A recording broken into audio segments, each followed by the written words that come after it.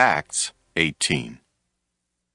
After these things, Paul departed from Athens and came to Corinth, and found a certain Jew named Aquila, born in Pontus, lately come from Italy with his wife Priscilla, because that Claudius had commanded all Jews to depart from Rome, and came unto them.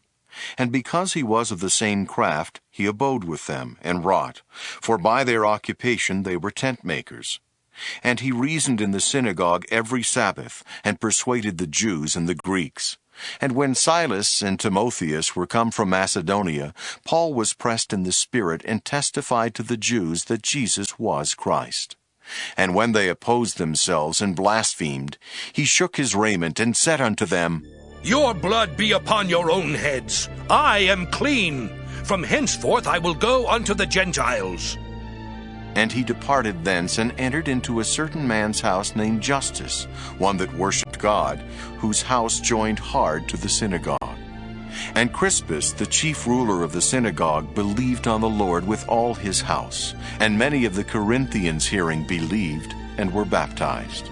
Then spake the Lord to Paul in the night by a vision.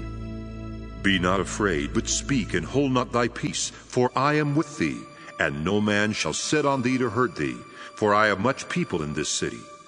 And he continued there 1 year and 6 months, teaching the word of God among them. And when Gallio was the deputy of Achaia, the Jews made insurrection with one accord against Paul, and brought him to the judgment seat, saying, This fellow persuadeth men to worship God contrary to the law. And when Paul was now about to open his mouth, Gallio said unto the Jews, If it were a matter of wrong or wicked lewdness, O ye Jews, reason would that I should bear with you.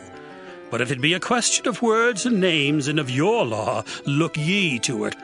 For I will be no judge of such matters. And he drave them from the judgment seat.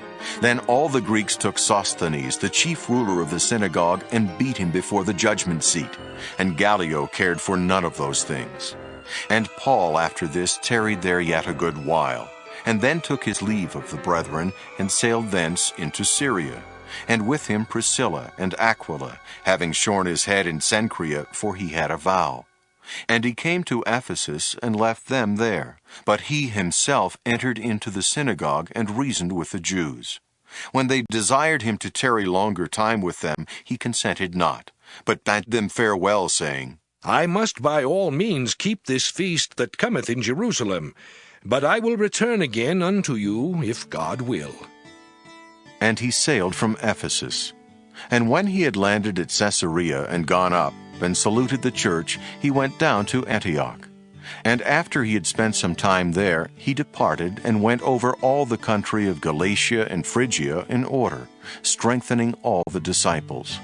And a certain Jew named Apollos, born at Alexandria, an eloquent man, and mighty in the Scriptures, came to Ephesus. This man was instructed in the way of the Lord, and being fervent in the Spirit, he spake and taught diligently the things of the Lord, knowing only the baptism of John. And he began to speak boldly in the synagogue, whom when Aquila and Priscilla had heard, they took him unto them, and expounded unto him the way of God more perfectly. And when he was disposed to pass into Achaia, the brethren wrote, exhorting the disciples to receive him, who, when he was come, helped them much which had believed through grace. For he mightily convinced the Jews, and that publicly, showing by the Scriptures that Jesus was Christ.